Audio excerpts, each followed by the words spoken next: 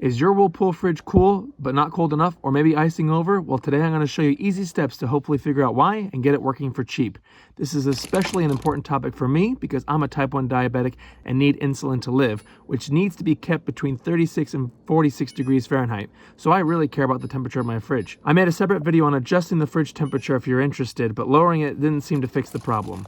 The fridge section is actually kept cool by cold air being blown up from the freezer section via a fan in the back of the fridge to the ice maker, and finally out this side vent. So the first question is your freezer cold? Ideally around 0 degrees Fahrenheit.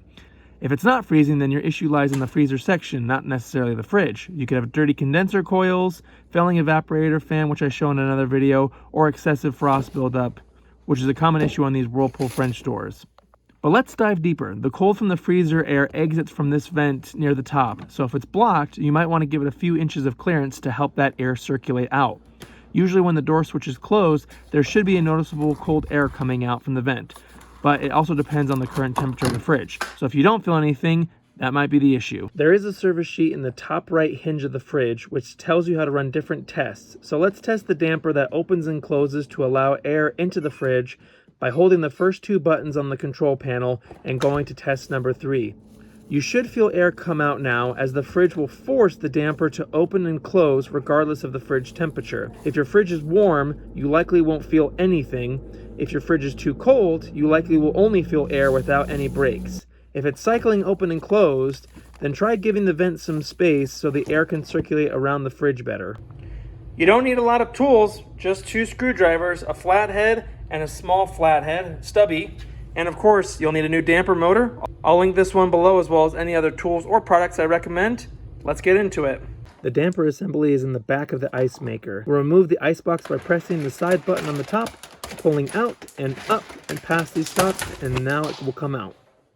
This plastic cover hides the wiring, so take a stubby flathead and insert and push down the plastic tab, which may be difficult to feel, and pull the cover towards you. I'm probably going to make this look easy, but separate the wiring harness that goes into the ice maker. You can pull the ice maker out slightly so the tension isn't so great, but depress the tab on the bottom to separate them and then push the harness to the side. Tape might be needed if it keeps popping out in the way. Now pull the ice maker assembly out. There's a plastic tab that you'll need to push inward, and then you can pull the whole thing out. Watch the wires as you pull, and note that there might be some resistance as it starts to come out. Take your time, and again, watch the wiring harness so that they don't get caught or damage the insulation of the wires.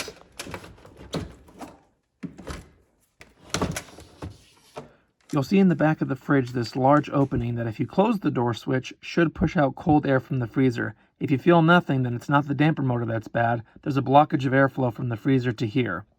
But if all else checks out, we'll need to power off the fridge to install the damper motor so it homes properly. With the ice maker out, on the back side is a plastic cover that will need to pop off by depressing the tab on the top and then rocking it out the bottom. Be careful using metal on plastic as it will scratch and gouge if you're rough. And there on the left is the damper motor. Unplug the wiring harness and note the wires may need to be unhooked from the plastic keep in the back. And finally, just slide out the assembly by pulling it towards you. This is not a long-term solution or a good solution, but if you need a temporary workaround or want to be 100% sure that the motor is bad, you can remove the spring and then tape the door open or closed depending on your temperature issue and reinsert it to see if that betters your temperature issues. But remember, there won't be any control over your fridge temperature, so your fridge may freeze or spoil, so you need to watch it very carefully. I'll be honest, I taped mine for a few days until the replacement came, but it got very close to freezing, so do this at your own risk. Reinstall by sliding the housing back into the channels. Place the wiring into the plastic hook in the back so that the wires stay out of the way. And then reconnect the pigtail and you'll hear it click. Lastly, put the plastic cover on the back, orienting it the right way, and she's ready to be installed. Here's the side view of the damper on the ice maker to see how it works and pushes air into the fridge. Now slide the ice maker assembly into the freezer. It should go in fairly easily and then get a little bit more resistance toward the end. Once it's pushed all the way back, click in the wiring harness back into the plug. Lastly, push the plastic hook you see on the right under the plastic part sticking down on the left by just sliding it diagonally and then pushing it toward the fridge to lock it in place. Now the ice tray will go in. Make sure to lift up and then slide back.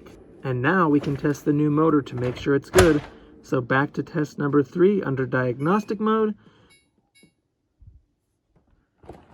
And now we can actually feel a breeze. 12 hours later, you can see the fridge is cooling almost too well. So I'm actually going to up the temp a little bit just to make sure there's some wiggle room before we get to freezing. Hopefully this fixes your fridge temperature, and do remember to unplug the fridge before doing this or your new motor will not home properly and stick open like this one did. Oops.